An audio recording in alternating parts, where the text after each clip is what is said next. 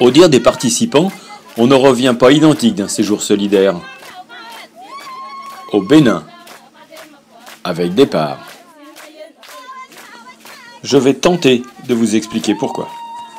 Départ, association de tourisme solidaire, créée en 2003 par des amoureux des voyages, des rencontres et animée du désir d'aider les populations. Elle n'est composée que de bénévoles. Elle est membre de l'ATES. Elle propose des voyages dans 10 pays et bientôt 12 sur 3 continents.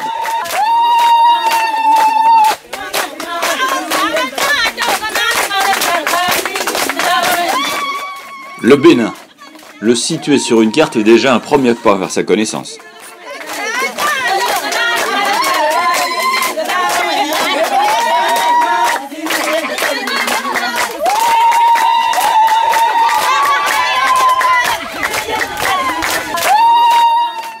« 9 millions d'habitants, indépendant depuis 1961, langue officielle le français, monnaie le franc CFA. La population se divise en une quarantaine d'ethnies qui parlent une quarantaine de dialectes. Berceau du vaudou, au lieu de la traite négrière, riche d'une féodalité toujours présente, voilà en quelques chiffres le pays que les membres de départ découvrent. Le séjour débute par le sud, berceau du vaudou et port d'embarquement des esclaves. On visite les villages lacustres et on est les hôtes de Betagbo. À Abomey, on est reçu en audience privée par le roi et on dîne chez la reine. Au nord, nous sommes accueillis dans un village de brousse, rencontre pleine d'émotions. Enfin, découverte de la faune de la Pandjari.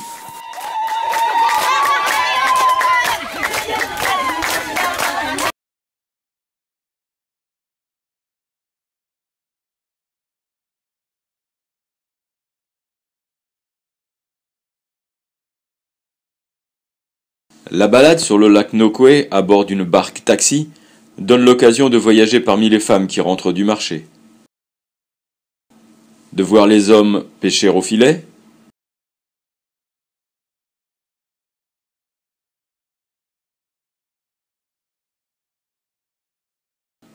et de traverser le village lacustre de Ganvier.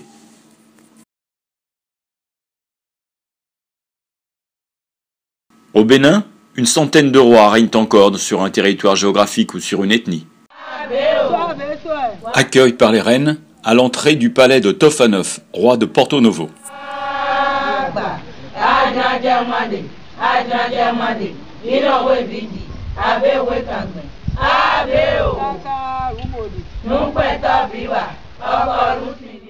En fonction des opportunités de rencontre, nous sommes reçus en audience privée par Tofanov, Ekbakotan de Dassa ou Djedjalani d'Abomey. Ils pourront ainsi nous expliquer leur rôle dans une république. La reine Mireille nous reçoit à dîner chez elle. Le Bénin est le berceau du vaudou. Il est encore très pratiqué, surtout dans le sud, et il est très énigmatique pour un non-initié. Le chef de culte vaudou de Godomey nous invite régulièrement à assister à l'une de ses cérémonies hebdomadaires.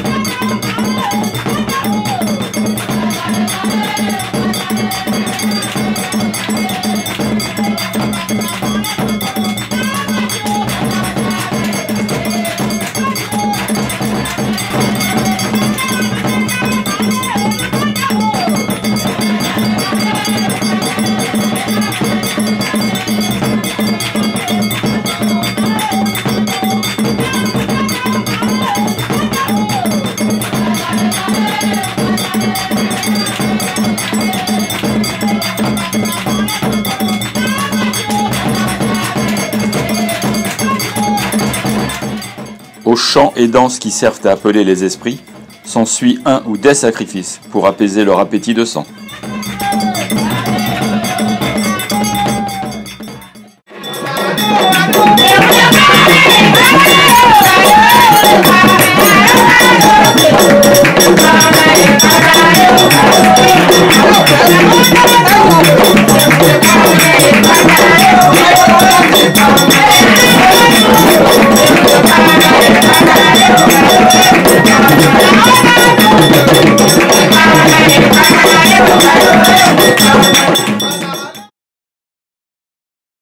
Comme la plupart des populations de l'Ouest africain, celle de l'actuel Bénin a été victime de la traite négrière.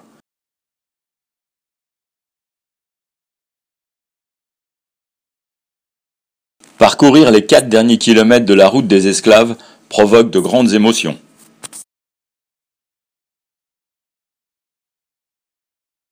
De la place des enchères où les esclaves étaient vendus, à la porte du non-retour où ils embarquaient à destination des Amériques, la piste est parsemée de statues commémoratives.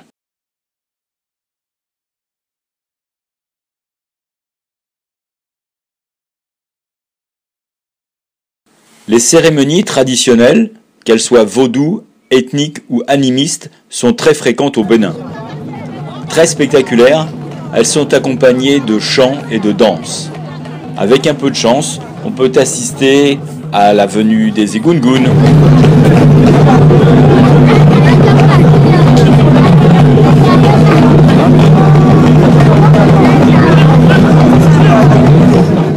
il représente l'esprit des ancêtres qui viennent chercher l'âme d'un défunt.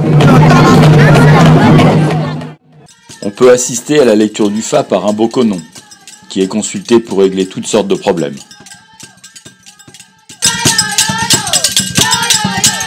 Il peut s'en suivre des chants et des danses, qui amènent les adeptes du fétiche consulté à tomber en transe.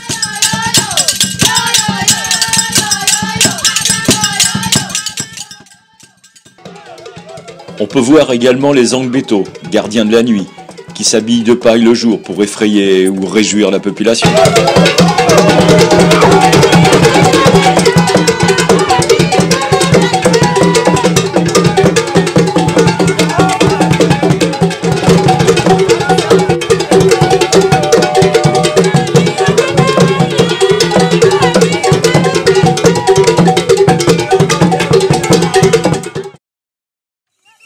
Plus rare à voir, les cérémonies d'initiation des jeunes filles au Tamari, une ethnie du nord du pays. Après 2 jours et 2 nuits passés dans la brousse à apprendre du chef de village les coutumes de leur ethnie, elles rentrent chez elles en dansant et chantant, entourées des villageois.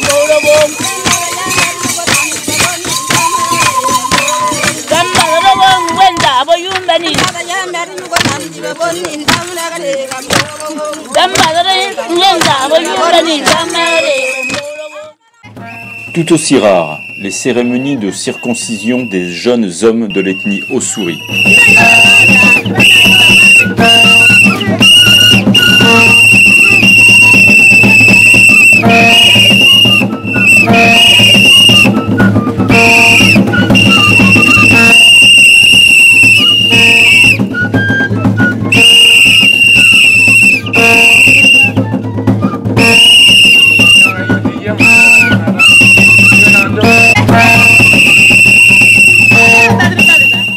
On peut assister à l'action d'un guérisseur vaudou.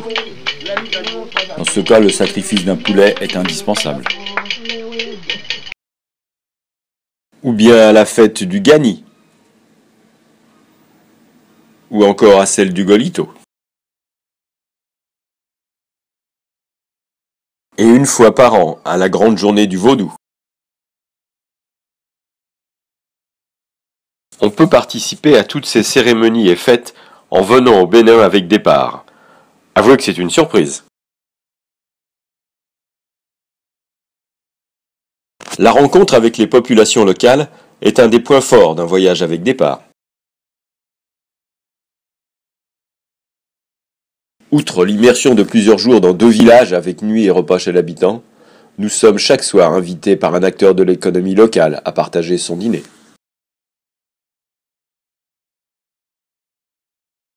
Au hasard de notre promenade dans le village, nous assisterons à des scènes de vie complètement inconnues de nous. C'est toujours avec plaisir que les habitants de Betagbo nous laissent découvrir leur travail au quotidien.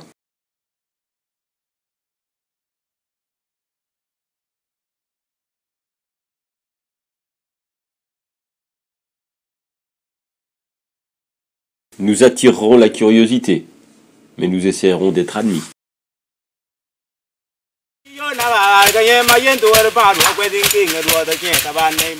À Dikwanteni, les coutures sont permanentes, et ce, dès notre arrivée, célébrée chaleureusement.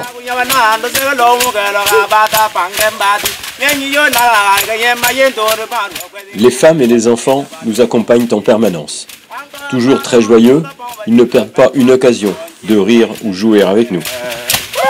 Chacun essayant d'apprendre à l'autre quelques-unes de ces activités.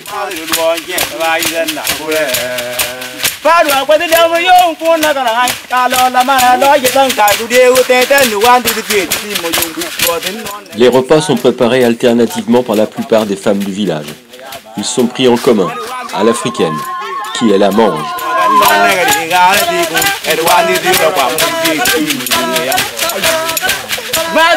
Les petits déjeuners sont des grands moments de partage. Les confitures de mangue de Sylvie y sont très appréciées.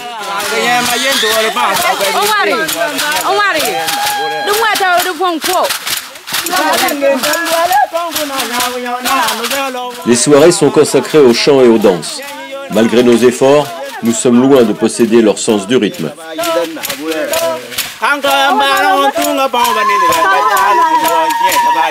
Papa Pauline, Robert, Madeleine, Marie, Rose, François, Martine, Jeanne, Papa Cécile, chef de village, Albertine, John, Marie, Yvonne, Madeleine, Jeanne, Christiane, Bienvenue, Marguerite, Juliette. Ils vous feront découvrir la vie d'un village de la brousse africaine.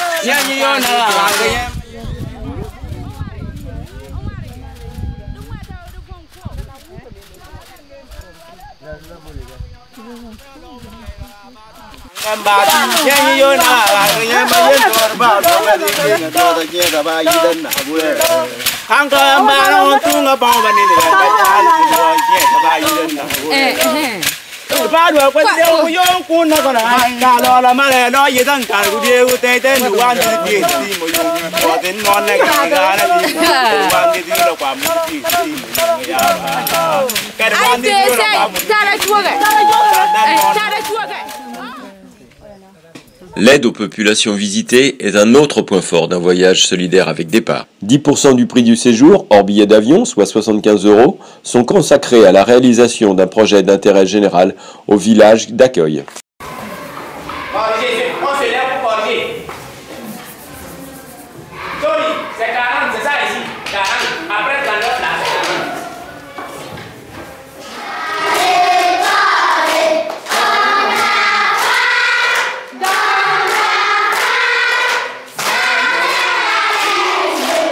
En concertation avec les villageois de Dikwanteni, les premières actions solidaires ont été la scolarisation des enfants. Fourniture de tout le matériel, cantine, uniforme et, pour réduire les 4 à 8 km qui séparent le village de l'école, des vélos ont été achetés.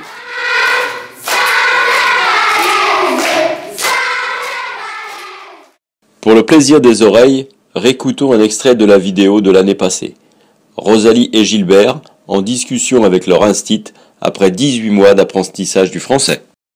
Rosalie, tu as un vélo? Oui.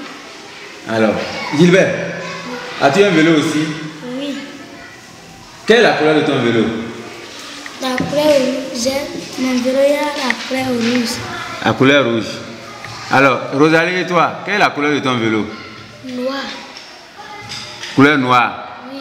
Alors, quand vous venez à l'école, c'est à pied ou bien avec votre vélo? Avec mon vélo. Et comment tu es content ou bien? Ça content. Alors, à la maison, tu as des frères? Oui, j'ai la frère. Tu as combien de frères? 3 frères. Et les sœurs, tu en as? Oui. Combien? À peu près? 6 sœurs. 6 sœurs.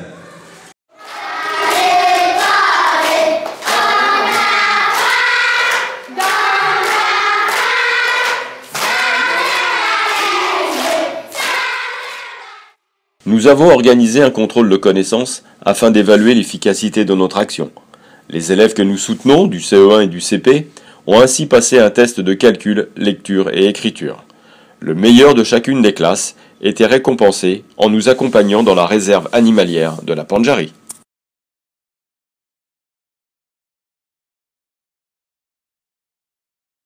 Thomas et Béatrice n'étaient jamais sortis de leur village, jamais montés dans une voiture, jamais vu une route goudronnée, jamais mangé à table, jamais vu un lion ou un éléphant.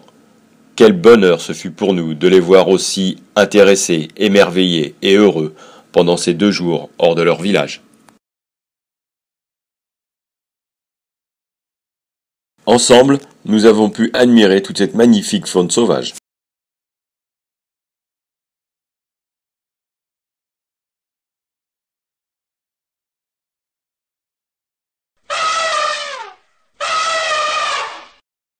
Béatrice et Thomas ont été accueillis en héros à leur retour à Dikwanteni, comme des spationautes revenus de la Lune.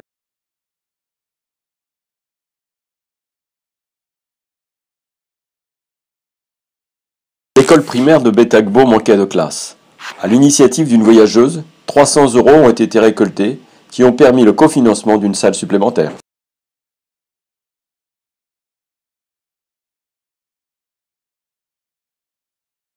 En brousse, le bois est le seul combustible utilisé pour la cuisine. Aller le chercher est un travail pénible dévolu aux femmes. Une voyageuse a contacté une ONG française qui fait fabriquer des cuiseurs à bois économes au Bénin. Toutes les femmes de Dikwanteni en sont maintenant équipées.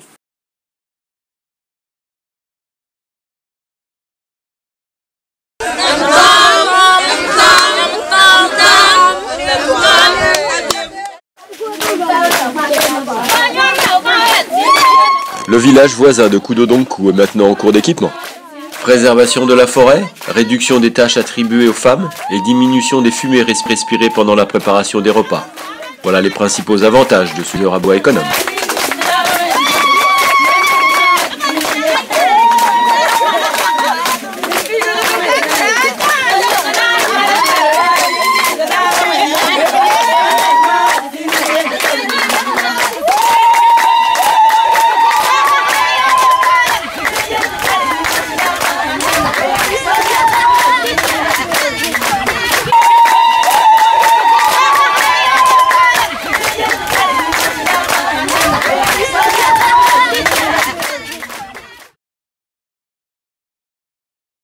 Départ à une activité microcrédit importante. Georgine, Sally et Priska ont été choisies pour être les représentantes locales de notre association à Cotonou, Nati Tengu et Ouaga. Elles gèrent les prêts qui sont faits essentiellement à des femmes. Grâce à ces prêts, modestes pour nous, maximum 150 €, mais importants pour elles, ces femmes peuvent démarrer ou améliorer une activité commerciale. Remboursement en 10 mensualités à taux 0. À Cotonou, notre représentante locale, Georgine, a un portefeuille de 1100 € à gérer. En reprêtant l'argent remboursé, elle a pu aider 15 femmes en 18 mois, soit 2200 € prêtés pour 1100 € d'investis par départ.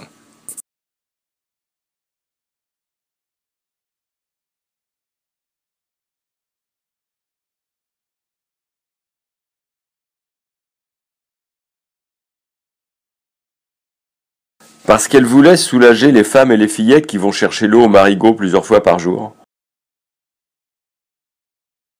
Parce qu'elle voulait que l'eau bue soit suffisante même en saison sèche. Parce qu'elle voulait que les femmes et les enfants ne boivent plus une eau polluée. Une voyageuse a motivé les profs et les élèves de 4 lycées français afin de récolter des fonds pour la construction de puits à Dikwanteni. Un accord a été conclu entre les hommes du village et notre association. Ils apportent leur travail, nous apportons l'argent pour l'achat des matériaux et des explosifs. Cependant, rien n'a été et n'est encore simple. Disparition de l'argent, apparition d'un fétiche, lenteur dans les travaux. La nouvelle saison humide approche, le puits devra être terminé avant le début mai.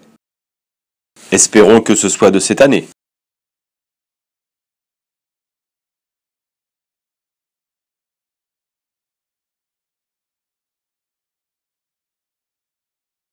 Comment ne pas s'émouvoir quand on voit des classes de 120 élèves, où tous n'ont pas de place pour s'asseoir? ou certains écrivent par terre.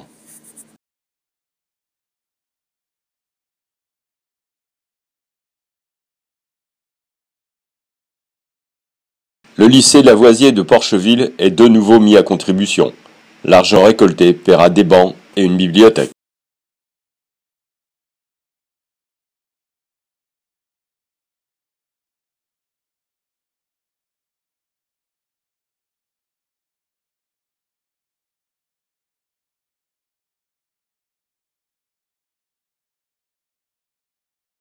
Au Bénin, des femmes et des enfants meurent par manque d'argent pour se soigner.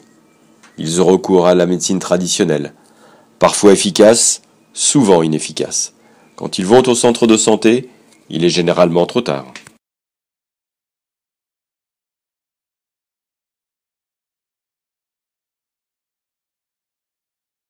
Les responsables du centre médical de Kwaba acceptent de coopérer à la création d'une mutuelle santé pour tous les habitants de Dikwanteni.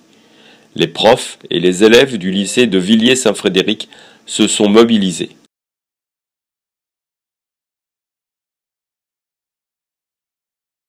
Différents objets ont été réalisés par les élèves et vendus lors de la journée porte ouverte. Sur présentation de la carte mutuelle, les villageois de Dikwanteni ne paieraient que 50% du tarif. Difficile d'établir un budget prévisionnel pour cette mutuelle. Pas d'historique, car les villageois ne fréquentent pas le centre de santé. Enfin, un message pour les futurs voyageurs. Osez ce voyage différent. Tout ceci n'est possible que grâce à vous, alors partez ou repartez avec départ.